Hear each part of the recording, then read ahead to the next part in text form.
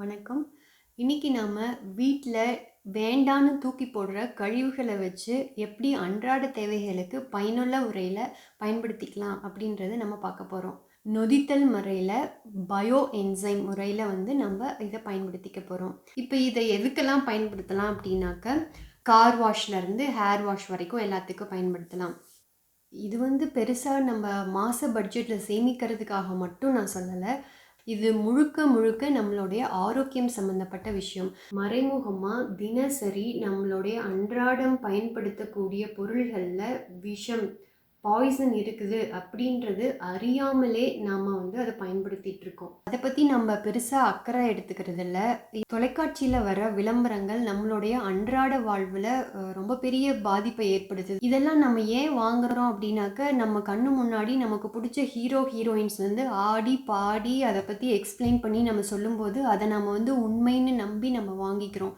நம்மளுடைய அறியாமைய கார்ப்பரேட் நிறுவனங்கள் தவறாக பயன்படுத்திக்குதுன்னு சொல்லலாம். இல்லைன்னா இதை பற்றின விழிப்புணர்வு நமக்கு இல்லைன்னு சொல்லலாம். இப்போ நம்ம சாப்பிட்ற சாப்பாட்டு தட்டு எடுத்துக்கிட்டோம்னா அதை கழுவுற லிக்விடில், சோப்பில் கெமிக்கல் இருக்குது அப்படின்றது நமக்கு அது தெரியறதே இல்லை. அதை பற்றி நம்ம யோசிக்கிறதே இல்லை. நம்ம எல்லாமே கரெக்டாக தான் இருக்குது, நம்ம கரெக்டாக தான் எல்லாம் செய்கிறோம் அப்படின்ட்டு நம்ம நினச்சிக்கிறோம்.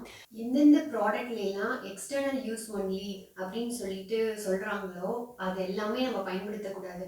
இப்போ இந்த மாதிரி நம்ம ஒரு லிக்விட் வாங்குறோம் அப்படின்னாக்க என்னென்ன தீமை தரும் அப்படின்றத கண்ணுக்கு தெரியாம எல்லாம் போட்டு வச்சிருப்பாங்க. நாம இவங்க மேல கேஸும் போட முடியாது. வால்டர் மௌஹ் அப்படின்ற ஜெர்மன் டாக்சிகாலஜிஸ்ட் என்ன சொல்றாரு அப்படின்னாக்க, அன்றாடம் நம்ம வீட்டு உபயோகத்துக்கு பயன்படுத்துகிற, அதாவது பாத்திரம் கழுவுறதுக்கு, துணி துவைக்கிறதுக்கு, வீடு கழுவுறதுக்கு, இன்னும் வாஷ் பேஷின் கழுவுறதுக்கு நம்ம பயன்படுத்துகிற எல்லா சோப் வகைகள், லிக்விட் வகைகள் எல்லாத்துலேயுமே ரொம்ப ஸ்ட்ராங்காக, இயற்கைக்கு எதிராக, மனித உடலுக்கு தீங்கு விளைவிக்கக்கூடிய அயோடின் மற்றும் ஃப்ளூரைன் கலந்துருக்கு அப்படின்றது சொல்கிறாரு. நிறைய இதை பற்றி ஆராய்ச்சி கட்டுரைகள் எழுதியிருக்காரு.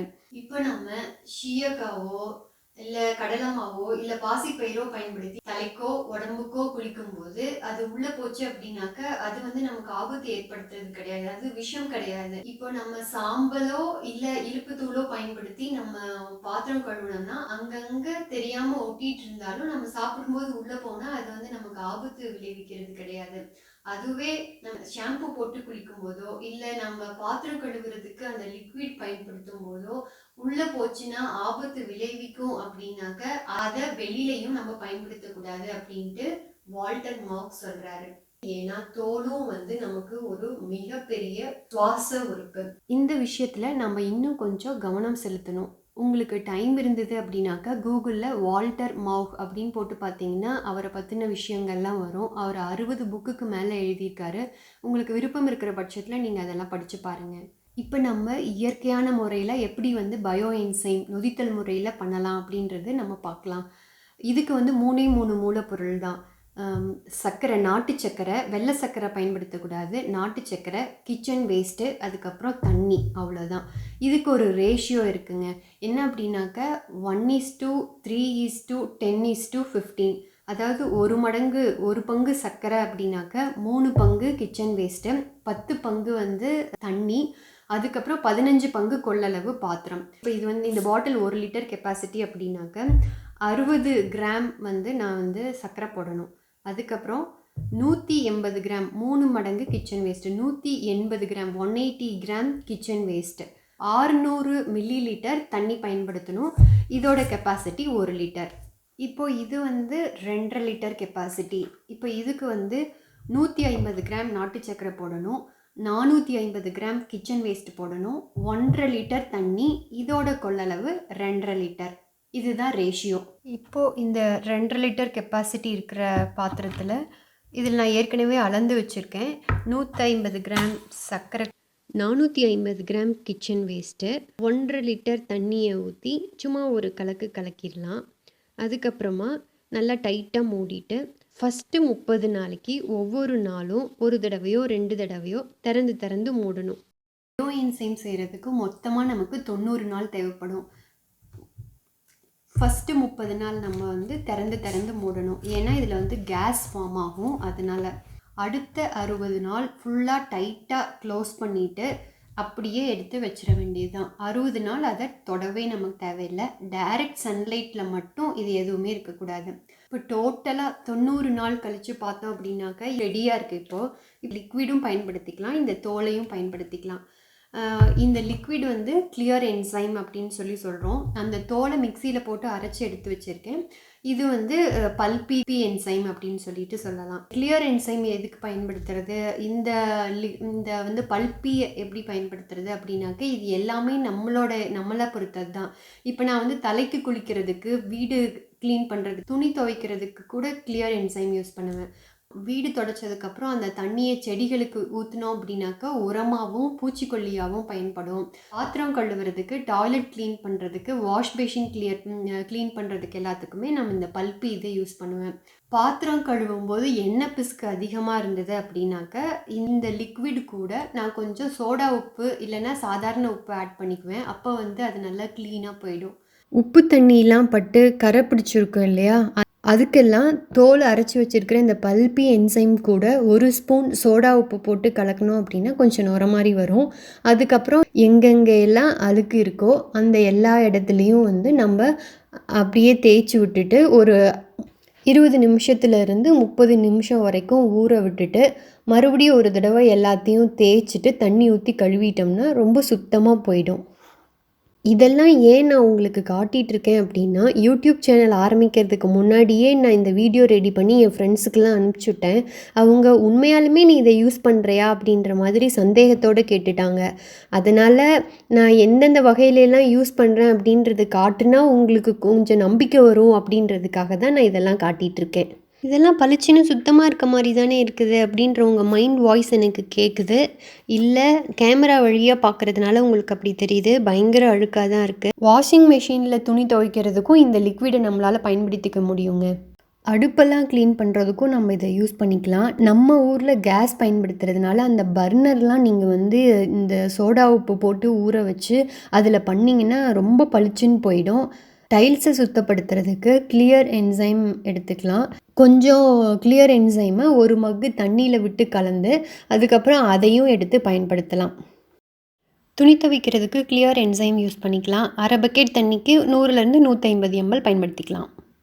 பாத்திரம் கழுவும் போது அந்த எண்ணெய் பிசுக்கு அதிகமாக இருக்கிற பட்சத்தில் மட்டும் நம்ம அந்த சோடா உப்பு சேர்த்திக்கலாம். இல்லைன்னா நார்மலாக அந்த பல்பி என்சைம் யூஸ் பண்ணி கழுவுனோம்னாலே சுத்தமாக போயிடும். ஸோ இதுதான் இதோட உபயோகங்கள். இப்போ கிச்சன் வேஸ்ட்டு கம்மியாக இருக்குது. இப்போ இது 2.5 லிட்டருக்கு வந்து எனக்கு 450 கிராம் கிச்சன் வேஸ்ட்டு தேவைப்படுது. இப்போ இல்லை அப்படின்னாக்க நீங்கள் என்ன பண்ணுங்கள், ஃபஸ்ட்டு வந்து தண்ணி அந்த கொள்ளளவுக்கு தண்ணி ஊற்றி நாட்டு சர்க்கரை போட்டுருங்க. அப்புறம் எவ்வளோ கிடைக்க அதில் போட்டுக்கிட்டே வாங்க. இப்போ 300 கிராம் இருக்குது அப்படின்னாக்கா 300 கிராம் போட்டுருங்க. 450 கிராம் என்னைக்கு இது ஃபுல்லாக உள்ளே போடுறீங்களோ அந்த நாள்லேருந்து கணக்கு வச்சுக்கோங்க. என்னென்ன கிச்சன் வேஸ்ட்லாம் பயன்படுத்தி இந்த என்சைம் பண்ணலாம் அப்படின்னாக்க, நாற்றம் உண்டு பண்ணக்கூடிய மற்றும் கரை பிடிக்கக்கூடியது வந்து நம்ம யூஸ் பண்ணக்கூடாது. அதாவது பீட்ரூட்டோட தோல், மாதுளையோட தோல், கத்திரிக்காய், முட்டைக்கோஸ், வெங்காயம், பூண்டோட தோல், வாழைக்காய், வாழைப்பூ இதெல்லாம் வந்து பயன்படுத்தக்கூடாது. மற்றபடி எல்லாமே பயன்படுத்தலாம். வாழைப்பழத்தோட தோல் பயன்படுத்தலாம். சிட்ரிக் ஆசிட் இருக்கக்கூடிய பழங்களோட தோல்கள் வந்து நமக்கு ரொம்ப பிடிக்கும். அந்த வாசனை வந்து நமக்கு ரொம்ப பிடிக்கும். அதனால் அதிகமாக அதை பயன்படுத்திக்கலாம். நம்ம வந்து பெரிய பெரிய பாக்ஸு, பக்கெட்டு 5 லிட்டர் 10 லிட்டர் அந்த மாதிரிலாம் நம்ம வாங்கி பயன்படுத்தலாம். ஏன்னா இப்போ சம்மர் டைம் அப்படின்றதுனால வெளியில் ரோட்டில் பார்த்தோம்னாக்கா நிறைய பேர் வெறும் ஆரஞ்சு ஜூஸ் மட்டும் போட்டு நமக்கு கொடுப்பாங்க, பார்த்துருப்போம். அதனால அவங்கக்கிட்ட இருந்து கலெக்ட் பண்ணி நல்ல ஒரு 5 லிட்டர் 10 லிட்டர் அந்த மாதிரி நம்ம யூஸ் பண்ணும்போது நம்ம வீட்டோட மொத்த தேவைக்கும் வரும், நம்ம மற்றவங்களுக்கும் கூட கொடுக்க முடியும். நம்ம 90 நாள் கழித்து பார்க்கும்போது மேலே வந்து வெள்ளை கலராக இருந்ததுன்னா ஓகே, கருப்பு கலராக இருந்ததுன்னா ஒரு கைப்பிடி சுகர் எடுத்து அதில் போட்டு ஒரு 10 நாள் வெயிட் பண்ணோம் அப்படின்னாக்க அது திருப்பியும் ரெடி ஆகிடும். அது ஒன்றும் பிரச்சனை இல்லை. பச்சையாக இருந்து அதில் வந்து ரொம்ப பேட் ஸ்மெல் வந்தது அப்படின்னாக்க அப்போ அது பயோ என்சைம் வந்து கெட்டு போச்சு அப்படின்னு சொல்லிட்டு அர்த்தம். அதை வந்து எந்த செடிக்கும் ஊற்றாமல் நிலத்துல குழி தோண்டி அதில் வந்து போட்டுருங்க. முதல் தடவை பயோ என்சைம் ரெடி ஆயிடுச்சு அப்படின்னாக்க நம்ம 90 நாள் வெயிட் பண்ண தேவையில்லை. 45 நாள்லயே மொத்த ப்ராசஸையும் முடிச்சிடலாம். ஏற்கனவே இருக்கிறதுல ஒரு 5 ml நம்ம 5 ml ஒரு 10 ml அந்த மாதிரி நம்ம எடுத்துட்டு புதுசா ப்ராசஸ் பண்றேன். இப்போ இதை நான் புதுசா பண்றேன் அப்படின்னா இதுல ஒரு 5 ml நான் ஊத்திட்டேன் அப்படின்னாக்க ஃபர்ஸ்ட் 30 நாள் வந்து நான் திறந்து மூட தேவையில்லை. 15 நாள் திறந்து மூடினா போதும். அதே மாதிரி 60 நாள் நான் அப்படியே க்ளோஸ்டா வைக்கணுன்ற அவசியம் இல்லை. 30 நாள் வச்சாலே போதும். இதுல ரொம்ப முக்கியமா கவனிக்க வேண்டியது ஏர்டைட், காற்று போகாத மாதிரி இருக்கக்கூடிய பிளாஸ்டிக் பாக்ஸஸா நம்ம எடுத்துக்கணும். நான் வந்து ஸ்ரீகாந்த் அப்படின்றவரோட வீடியோ பார்த்து தான் இதெல்லாம் பண்ணினேன். அவர் வந்துட்டு ஒன்ஸ் இது ரெடி ஆயிடுச்சு அப்படின்னாக்கா பூந்தி கொட்டையெல்லாம் போட்டுட்டு நொர வர மாதிரி ஷாம்புலாம் பண்ண முடியும் அப்படின்லாம் சொன்னார். இங்கே எனக்கு பூந்தி கொட்டையெல்லாம் கிடைக்கல. அதனால அவரோட லிங்க் வந்து நான் டிஸ்கிரிப்ஷன் பாக்ஸில் கொடுக்குறேன். இன்னும் நீங்கள் மேலும் விளக்கங்களுக்கு வந்து அதை போய் பாருங்கள். இந்த வீடியோ உங்களுக்கு பயனுள்ளதாக இருக்கும்ன்ட்டு நான் நம்புகிறேன். இதே மாதிரி நீங்களும் செய்து பாருங்கள். இயற்கையோடு இயைந்த இயல்பான வாழ்க்கை வாழ்வோம். நன்றி.